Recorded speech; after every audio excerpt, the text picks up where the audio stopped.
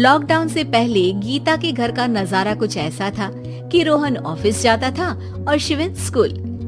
जिनके घर से जाने के बाद गीता काम खत्म करके बाकी समय आराम करती थी। लेकिन लॉकडाउन के बाद ऑफिस और स्कूल घर में ही खुल गए और इससे गीता का हाल वो तो आपको देखने में ही मजा आएगा। शिविन, ओ शिविन, महाराज उठने के लिए क्या 21 तोपों की सलामी लेंगे? अरे बिस्तर से बाहर निकल, ऑनलाइन क्लास स्टार्ट होने वाली है। अरे तुम भी हद करती हो, स्पीकर की तरह चिल्लाने की क्या जरूरत है? दिख नहीं रहा मेरी कॉन्फ्रेंस चल रही है। अब कैमरा और स्पीकर ऑन कर रहा हूँ, मुझे कोई शोर नहीं चाहिए। इस पर जैसे ही रोहन लैपटॉप का कैमरा और स्पीकर ऑन करता है तभी कुकर की सीटी बजती है। करा लो अब इसे चुप। लॉकडाउन नहीं हुआ, मेरी मौत का फरमान जारी हो गया।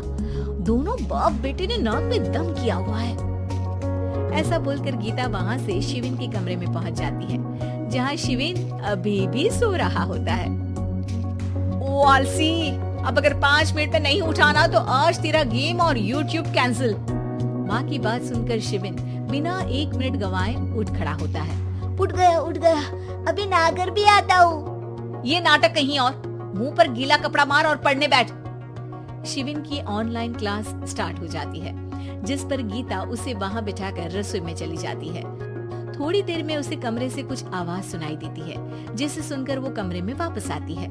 हाय राम, तुझे क्लास अटेंड करने के लिए बोला था, कैमरा ऑफ करके बिस्तर पर नाचने के लिए नहीं बोला था। मम्मी मुझे कुछ समझ नहीं आ रहा, आप बाद में पढ़ा देना ना, वैसे भी अटेंडेंस तो लगी गई है। हाँ बेटा जरूर, बन जा तू, अभी से हम सबका बाप बन जा। अरे नहीं मतलब कहाँ से लाते हो इतना दिमाग, और पढ़ाई करते हुए ये चला कहाँ जाता है?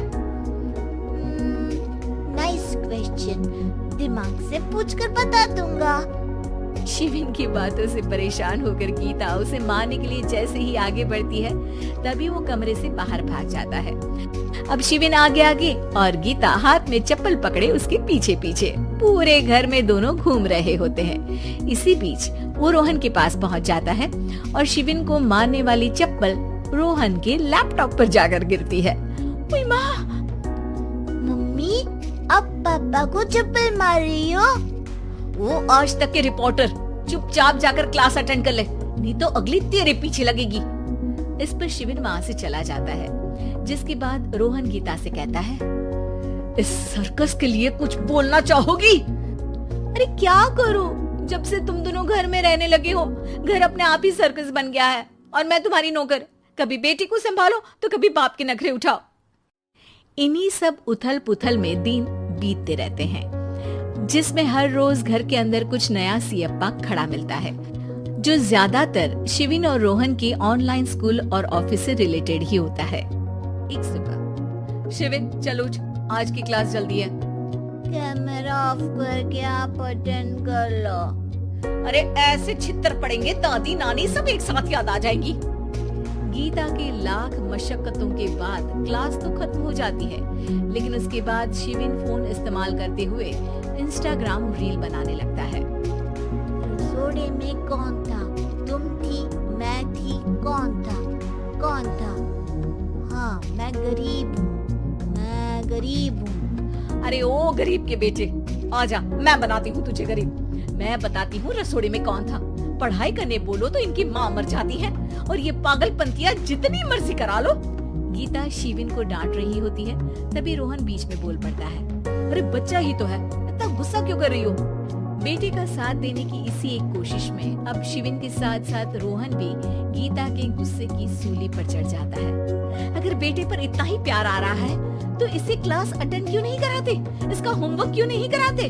उस समय तो बहुत जल्दी मीटिंग आ जाती है, वो काम मैं करूँ और यहाँ इस बेफिजूली की चीज में तरफदारी करके बन जाओ महान। हे भगवान, कोई तो इनके ऑफिस और स्कूल खुलवाओ, मैं इन्हें और घर में नहीं सह सकती। अरे कुछ और मांग लेती, क्योंकि तुम्हारी ये विश इस साल तो पूरी होने से रही, कोरोना।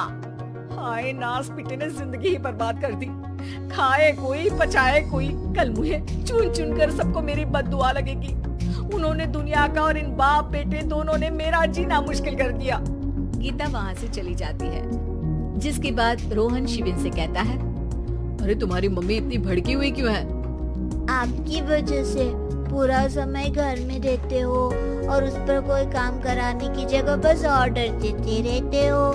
अच्छा बेटे, सारा इल्जाम मुझ पर, पूरा दिन तो वो तुम पर ही चिल्लाती है। हाँ, मतलब दोनों का 50-50 है, कुछ करना पड़ेगा। वो कहते ना, make the best out of worst. I have an idea. वैसे तुम्हारी माँ सही कहती है, बहुत जुबान चलाने लगे हो, कम बोला करो। अगली सुबह रोहन और शिविन अपनी गलती को सुधारने के लिए गीता के उठने से पहले घर का आधा काम खत्म कर देते हैं, जिसे देखकर गीता खुश हो जाती है और फिर बाकी बचा काम वो तीनों मिलकर पूरा कर लेते हैं। जिसके बाद अब वो सब मिल बांट कर हर काम में एक दूसरे की मदद करते हुए लॉकडाउन का मजा लेने लगते हैं।